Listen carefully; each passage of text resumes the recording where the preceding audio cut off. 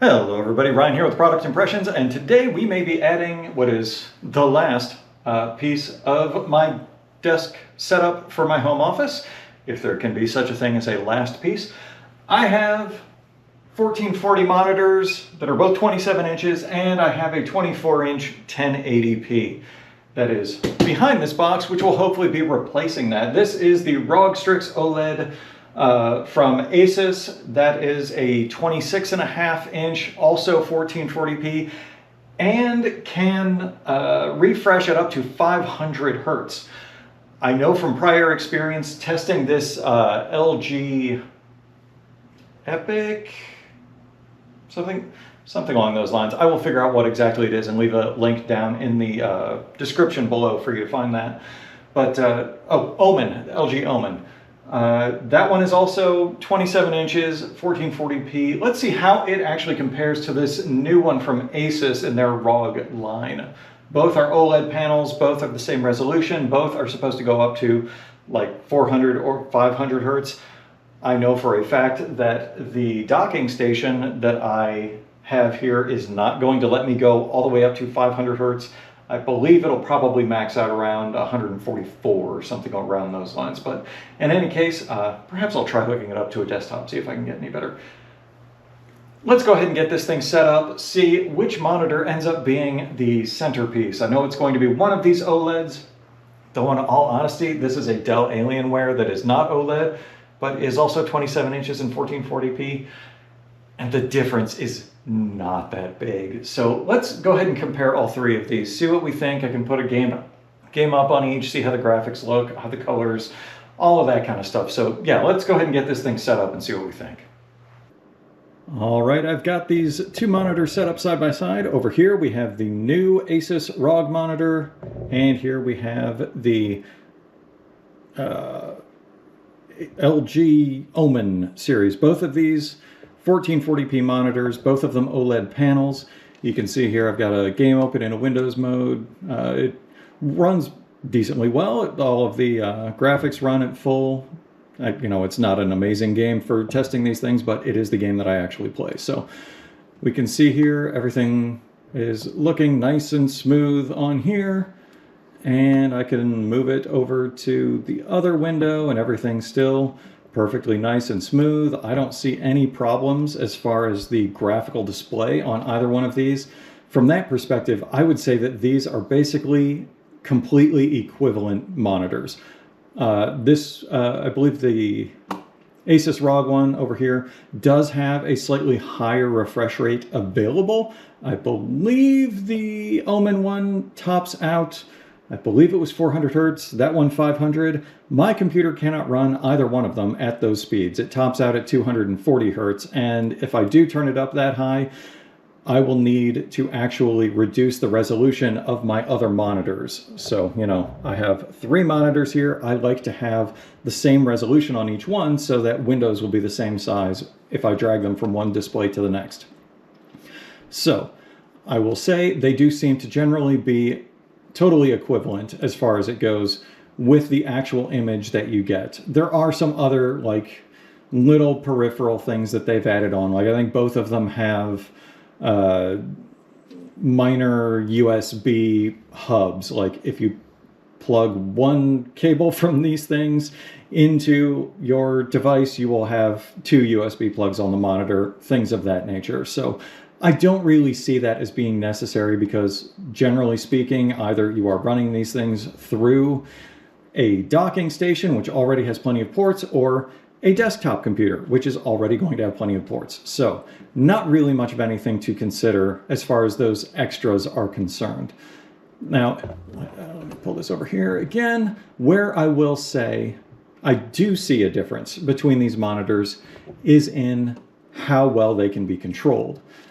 The LG Omen, I would say you can control pretty much as you would any other monitor. I have not had any problems with that. You can adjust the brightness, the warmth of the display, individual colors. Pretty much all of these things are independently adjustable. So that is great.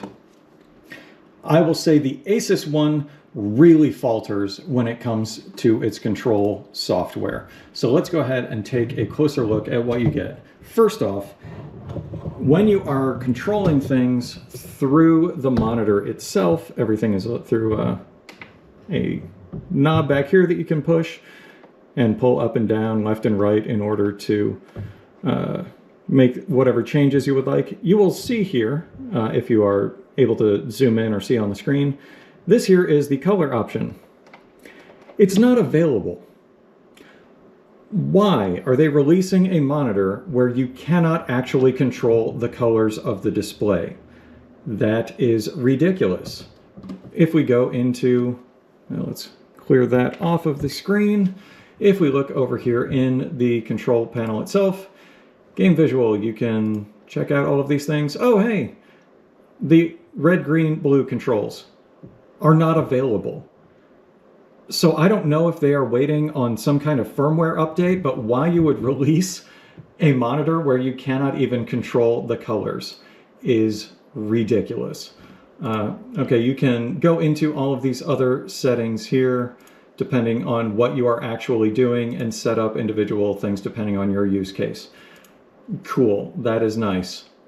Here, look, okay, you can adjust the color temperature. So if you want a warmer display or a cooler display, you can adjust that. But you cannot adjust the colors.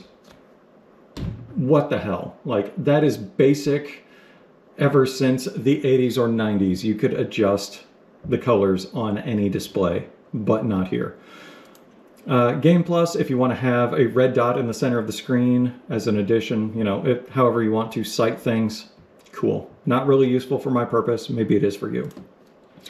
OLED Care. It does dim the screen. You can have it automatically detect if a logo is on the screen so that it will adjust the brightness around that so that you're avoiding burn-in, things of that nature. All of this is very nice to have, but kind of what I would consider to be the non-essentials of a nice monitor. The one thing that both of these monitors do is they do require pixel cleaning, which you can see on the screen here. That is going to be a system update, or not really a system update, that is perhaps misspeaking, but it is a time where the monitor will go blank and it will just kind of refresh all of the pixels to make sure that nothing has died and the image quality is as good as it can be. On the LG, it does that whenever you actually disconnect from this. So I can show you that. If I unplug my computer from the docking station, it goes black, and is it actually going to say, apparently it hasn't been on long enough to actually do the image cleaning, but it will do that. Oh, there it is. Image cleaning will start. Do not unplug the power, blah, blah, blah. Over there, it just says no signal.